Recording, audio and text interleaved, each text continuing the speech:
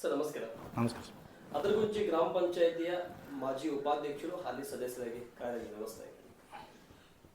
ಮುಂಬರ್ತಾ ತಾಲೂಕ್ ಪಂಚಾಯತಿ ಜಿಲ್ಲಾ ಪಂಚಾಯತಿ ಚುನಾವಣೆ ವಿಷಯಗಳಲ್ಲಿ ನಿಮ್ಮ ಹೆಸರು ಕೂಡ ಓಡಾಡ್ತಾ ಇದೆ. ಬಡಿಗೇರ ಮಾಸ್ತರ್ ಯಾರು ಅಂತ ಹೇಳಿದ್ರೆ ಅದು ಅಭಿವೃದ್ಧಿಗೆ ಪಾತ್ರ ವಹಿಸುವಂತ ಅಭಿವೃದ್ಧಿ ಅಧಿಕಾರ ಅಂತೇಳಿ ನಿಮ್ಮ ಹೆಸರು ಬರ್ತಾ ಇದೆ. ಈ ವಿಷಯಗಳ ಬಗ್ಗೆ ನಿಮ್ದು ಅಭಿಪ್ರಾಯ ಏನಿದೆ ಸರ್? ಏನು ಸರ, ನಾವು ನಮ್ಮ ತಿಳುವಳಿಕೆ ಮಟ್ಟದ ಪ್ರಕಾರ ನಾವು ಅಭಿವೃದ್ಧಿನ ಮಾಡ್ಕೊತ ಬಂದಿದ್ದೀವಿ. ನಮ್ಮ ತಿಳುವಳಿಕೆ ಮಟ್ಟದ ಪ್ರಕಾರ ಅಭಿವೃದ್ಧಿ ಮಾಡ್ಕೊತ ಬಂದಿದ್ದೀವಿ. ಏನು ಸಾಧ್ಯಕತೆಯಾದ ಜನರಿಗೆ ಅನುಕೂಲತೆಯನ್ನು ತಲುಪಿಸ್ತಾ ಬಂದಿದ್ದೀವಿ. ಜನರ ಒಂದು ತೀರ್ಮಾನ, ಜನರ ಮತದಾರರ ಒಂದು ತೀರ್ಮಾನಕ್ಕೆ ಏನೈತಿ ನಾವೇನು ಅಡ್ಡಿ ಮಾಡೋಕ್ಕಾಗಲ್ಲ. ಆ ಮತದಾರರ ತೀರ್ಮಾನ ಏನೈತಿ ನಮ್ಮನ್ನು ಅಭ್ಯರ್ಥಿಯನ್ನಾಗಿ ಮಾಡಬೇಕು ಅಂತ ಹೇಳಿದ್ರೆ ಅವರು ಮತದಾರರ ಒತ್ತಾಯದ ಮೇರೆಗೆ ನಾವು ಅಭ್ಯರ್ಥಿ ಆಗಕ್ಕೆ ಇಷ್ಟಪಡ್ತೀವಿ. ಸರಿ, ಒಂದು ವೇಳೆ ನಿಮ್ಗೆ ಅವಕಾಶ ಸಿಕ್ಕಿದೆ, ನಿಮ್ಮ ಕೆಟಗರಿ ಬಂದು ಕುಸುಗಲ್ ಜಿಲ್ಲಾ ಪಂಚಾಯತಿ ಕ್ಷೇತ್ರದಲ್ಲಿ ಸ್ಪರ್ಧೆ ಮಾಡುತ್ತದೆ, ಗ್ರಾಮ ಪಂಚಾಯತಿಗೆ ಯಾವ ರೀತಿ ಅಭಿವೃದ್ಧಿಗೆ ಪಾತ್ರ ವಹಿಸಿದ್ರಿ, ಅದೇ ಅಭಿವೃದ್ಧಿ ಪಾತ್ರ ಕನ್ಸ್ನಲ್ಲಿ ಯಾವ ಅಭಿವೃದ್ಧಿಗೆ ಮೊದಲನೇ ನನ್ನ ಧ್ವನಿ ಇರಬೇಕಂತ ಬ್ಲೂ ಪ್ರಿಂಟ್ ರೆಡಿ ಮಾಡಿಕೊಂಡ್ರೆ? ಈಗ ನಾವು ಜಡ್ಪಿ ನಮಗೇನಾದರೂ ಅವಕಾಶ ಸಿಕ್ಕಿದ್ದ ಇದ್ದರೆ ಈಗಿನ ಯುವಕರಿಗೆ ಎಜುಕೇಷನ್ಗೆ ನಮ್ಮದು ಮೊದಲನೇ ಆದ್ಯತೆ.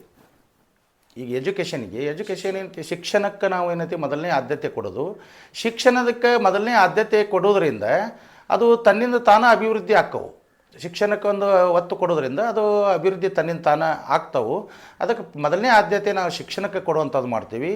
ಎರಡನೇ ಆದ್ಯತೆ ಏನೈತ್ರಿಪ್ಪ ಅಂತ ಹೇಳಿದರೆ, ಯಾವ ಜನರು ಇವತ್ತು ಮನೆ ಇಲ್ಲ, ಅದು ಇಲ್ಲ, ಅವ್ರಿಗೆ ಇರಾಕ ಅವಕಾಶಗಳಿಲ್ಲ. ಈಗ ನಾವು ಬೇರೆ ತಾಲೂಕಿನಾಗ, ಈಗ ಕುಂದಗೋಳ ತಾಲೂಕು ಹೋಗಲಿ, ಅಲ್ಲೆಲ್ಲ ಏನಾಗ್ಬಿಟ್ಟಿದ್ದಾರೆ ಅಂತ ಹೇಳಿದ್ರೆ ಅಲ್ಲಿ 8-10 ಲಕ್ಷ ರೂಪಾಯಿ ಎಕರೆ ಜಮೀನು ಸಿಗ್ತಾವೆ. ಅಲ್ಲೆಲ್ಲ ಏನು ಮಾಡ್ತಾರೆ, ಗ್ರೂಪ್ ಮನೆಗಳು ಕಟ್ಟಿಕೊಡಾಕಂತಾರು. ಆದರೆ ನಮ್ಮ ಹುಬ್ಬಳ್ಳಿ ತಾಲೂಕಿನ ಬಡವರಿಗೆ ಅದು ಭಾಳಷ್ಟು ತೊಂದರೆದಾಕಾಯಿತು. ನಮ್ಮ ಹುಬ್ಬಳ್ಳಿ ತಾಲೂಕಿನ ಜನರಿಗೆ ಅದು ಆಗಬಾರ್ದು. ಯಾಕಂದ್ರೆ ಇಲ್ಲಿ ಕೋಟಿಗಟ್ಟಲೆ ಕಿಮ್ಮತ್ತು ಇರೋದ್ರಿಂದ ಇಲ್ಲಿ ಯಾರೂ ಇಂಟ್ರೆಸ್ಟೆಡ್ ಪಡೋದಿಲ್ಲ. ಬೇರೆ ಹಳ್ಳಿ ಒಳಗೆ ಹೋದಾಗ ಏನಾಗ್ಬಿಡ್ತೈತೆ ರೀ, 10 ಲಕ್ಷ 12 ಲಕ್ಷ ರೂಪಾಯಿ ಎಕರೆ ಸಿಗ್ತಾವೆ. ಗ್ರೂಪ್ ಏಜೆಂಟ್ದಾಗ ಅವ್ರದ್ದು ಒಂದು ಸ್ವಲ್ಪ ದುಡ್ಡು ಹಾಕಿ ತಾಮಟ್ಟು ಮಾಡಿ ಅಲ್ಲಿ ಮನೆಗಳು ನಿರ್ಮಾಣ ಮಾಡಿಕೊಡುವಂಥ ಕೆಲಸಗಳು ಆಗಾಕುಂತಾವೆ. ಈ ಹುಬ್ಬಳ್ಳಿ ತಾಲೂಕಿಂದ ಯಾವುದೋ ಹಳ್ಳಿ ಇರಲಿ, ಇಲ್ಲಿ ಹುಬ್ಬಳ್ಳಿ ಸರೌಂಡಿಂಗ್ ಏನೈತಿ ಕೋಟಿಗಟ್ಟಲೆ ಕಿಮ್ಮತ್ತು ಆಗಿದ್ದರಿಂದ ಆ ಮನೆ ಯಾರಿಗೆಲ್ಲಪ್ಪ ಅವ್ರ ಮನೆ ಇಲ್ಲ ಅನ್ನುವಂಥದ್ದು ಮಟ್ಟಕ್ಕಂತ ಬಂದೈತಿ. ಅದನ್ನೊಂದು ದೊಡ್ಡ ಪ್ರೊಜೆಕ್ಟನ್ನು ಮಾಡಿ ಬಡವರಿಗೆ, ಹುಬ್ಬಳ್ಳಿ ತಾಲೂಕಿನ ಯಾವುದೋ ಜಿಲ್ಲಾ ಪಂಚಾಯತಿ ವ್ಯಾಪ್ತಿಯೊಳಗಿರಲಿ, ಅವರು ಯಾರು ಮನೆ ಇಲ್ಲ ಅದೊಂದು ಲಿಸ್ಟ್ ಮಾಡಿ ಅವ್ರಿಗೆ ಒಂದು ಕಾಂಪ್ಲೆಕ್ಸ್ ಟೈಪ್ ಮನೆಗಳನ್ನ ಮಾಡಿ ಅವರಿಗೆ ಹಂಚುವಂಥ ಅಪಾರ್ಟ್ಮೆಂಟ್ ಸಿಸ್ಟಮ್ ಮಾಡಿ, ಹುಬ್ಬಳ್ಳಿ ಸಿಟಿ ಒಳಗೆ ಇರ್ತಾ ಆ ರೀತಿ ಅಪಾರ್ಟ್ಮೆಂಟ್ ಸಿಸ್ಟಮನ್ನು ಮಾಡಿ ಪ್ರತಿಯೊಬ್ಬರು ಬಡವರು ನಾವು ಮನೆ ಇಲ್ಲ, ನನ್ನ ಜಾಗ ಇಲ್ಲ ಅನ್ನುವಂಥ ಕೊರಗನ್ನು ತೆಗಿಬೇಕನ್ನುವಂಥ ಒಂದು ನನ್ನ ದೊಡ್ಡ ಆಸೆ ಇದೆ ಸರ್. ಹಾಗಾದ್ರೆ ಮತದಾರ ಆಸೆ ಮೇರೆಗೆ ತಾವು ಪ್ರಬಲವಾಗಿ ಹೌದು. ಒಂದು ವೇಳೆ ನಿಮ್ಗೆ ಆ ಅವಕಾಶ ಸಿಗಲಿಲ್ಲ ಅಂದ್ರೆ ಇಂಡಿಪೆಂಡೆಂಟ್ ಹೋಗುವಂತ ಮತದಾರ ಆಸೆಯದ ಮೇರೆಗೆ ಏನಾದರೂ ಕೆಲಸ ಇಂಡಿಪೆಂಡೆಂಟ್ ನಾವು ಮಾಡೋದ್ರಿಂದ ಮತದಾರನ ಕರಿಬೇಕಾಗ್ತೈತಿ. ಕರೆದು ಅವರ ಜವಾಬ್ದಾರಿ, ತಾವೇನು ಜವಾಬ್ದಾರಿ ತೊಗೊತಾರೆ ಅನ್ನೋದು ಇಂಪಾರ್ಟೆಂಟು. ಯಾಕಂದ್ರೆ ಅಭ್ಯರ್ಥಿನೇ ಎಲ್ಲ ಮಾಡ್ತಕ್ಕಂಥ ಆಗೋದಿಲ್ಲ, ಅಸಾಧ್ಯ. ಆದ್ರೆ ಅವರು ಪಕ್ಷೇತರ ಅಭ್ಯರ್ಥಿಯಾಗಿ ಮಾಡ್ರಿ ಅಂತ ಹೇಳಿದಾಗ ಅದ್ರದಾಗ ಏನಿರ್ತೈತಿ ರೀ ಅಂತ ಹೇಳಿದ್ರೆ, ಕಾರ್ಯಕರ್ತರ ಭಾಳಷ್ಟು, ಈಗ ಒಂದು ಪಕ್ಷ ಅಂದಾಗ ಅದ್ರದ್ದು ಟೀಮ್ ಇರ್ತೈತಿ, ಒಂದು ಪಕ್ಷೇತರ ಅಂದಾಗ ಅದ್ರದ್ದು ಏನೈತಿ ಒಂದು ಟೀಮ್ ವರ್ಕ್ ಇರಲ್ಲ. ಅದನ್ನು ಪ್ರತಿ ವಾರ್ಡಿನೊಳಗೂ ನಾವು ಕರೆದು ನಮ್ಮದೇ ರೆಸ್ಪಾನ್ಸಿಬಲ್ ತೊಗೊತೀವಿ. ನಾವು ನನ್ನ ಬೂತ್ ಒಳಗೆ ನಾ ಹೈಯೆಸ್ಟ್ ಹಾಕಿ ತೋರ್ಸತಾನೆ ಮತಗಳನ್ನ ಅನ್ನುವಂಥ ನಿರ್ಣಯ ತೊಗೊಂಡ್ರೆ ಆ ಜನರಿಗೆ ನಾವು ತಲೆಬಾಗಲೇಬೇಕಾಗ್ತೈತಿ. ಕೊನೆಯದಾಗಿ ಈ ಜಿಲ್ಲಾ ಪಂಚಾಯತಿ ತಾಲೂಕ್ ಪಂಚಾಯತಿ ಚುನಾವಣೆ ಬಗ್ಗೆ ಹಿನ್ನೆಲೆ ಆಗಿರ್ತಕ್ಕಂಥ ಕಾರಣದ ಬಗ್ಗೆ ನಿಮ್ದೇನಾದ್ರೂ ಒಪಿನಿಯನ್ ಇದೆಯಾ? ಯಾಕಂದ್ರೆ 2016ರಿಂದ 2021ರವರೆಗೆ ಲಾಸ್ಟ್ ಚುನಾವಣೆ ಆಗಿತ್ತು. ಅದರಿಂದ ಈ ಕಡೆ 4 ವರ್ಷದಿಂದ ಯಾವುದೇ ಚುನಾವಣೆ ಆಗಿಲ್ಲ. ಈ ಹಿನ್ನಡೆ ಆಗಿರ್ತಕ್ಕಂಥ ಚುನಾವಣೆ 4 ವರ್ಷದ ಹಿನ್ನಡೆ ಆಗಿದೆ. ಯಾಕಂದ್ರೆ ಗ್ರಾಮ ಪಂಚಾಯತ್ ಚುನಾವಣೆ ಆಲ್ಮೋಸ್ಟ್ 2-3 ತಿಂಗಳ ಒಳಗಡೆ ಅನೌನ್ಸ್ಮೆಂಟ್ ಆಗುತ್ತೆ. MLA ಚುನಾವಣೆ ಕೂಡ ಇನ್ನು ಅವಧಿ ಇದ್ದ ಸಂದರ್ಭದಲ್ಲಿ ಕೂಡ ಅನೌನ್ಸ್ಮೆಂಟ್ ಆಗುತ್ತೆ.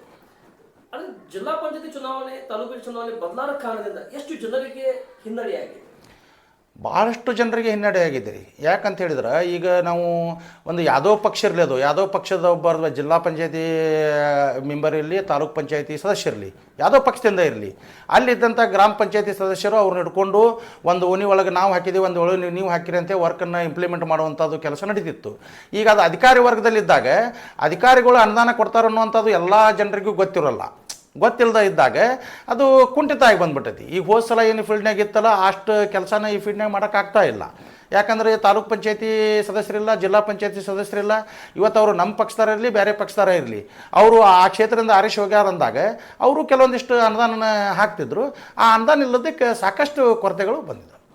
ಹಾಗಾದ್ರೆ ಗ್ರಾಮ ಪಂಚಾಯತಿಗೆ ತಾಲೂಕ್ ಪಂಚಾಯತಿ ಜಿಲ್ಲಾ ಪಂಚಾಯತಿ ಒಂದು ಬ್ಯಾಕ್ ಸಪೋರ್ಟ್ ಆಗಿ ನಿಂತಿತ್ತು. ಓ ಪಕ್ಕಾ ಸರ್. Thank you. ಕೊನೆಯದಾಗಿ ಈ ಕುಸುಗಲ್ ಜಿಲ್ಲಾ ಪಂಚಾಯತಿ ಕ್ಷೇತ್ರದ ಪ್ರಬಲ ಟಿಕೆಟ್ ಆಕಾಂಕ್ಷಿ ಕಾಂಗ್ರೆಸ್ ಪಕ್ಷದಿಂದ ಹಾಗಾದ್ರೆ ತಾವು ಹೌದು ಸರ್, ಮತದಾರರ ಆಸೆಯ ಮೇರೆಗೆ ಮತದಾರರ ಆಶಯ ಮೇರೆಗೆ. Thank you. ನಮಸ್ತೆ. ನಮಸ್ತೆ.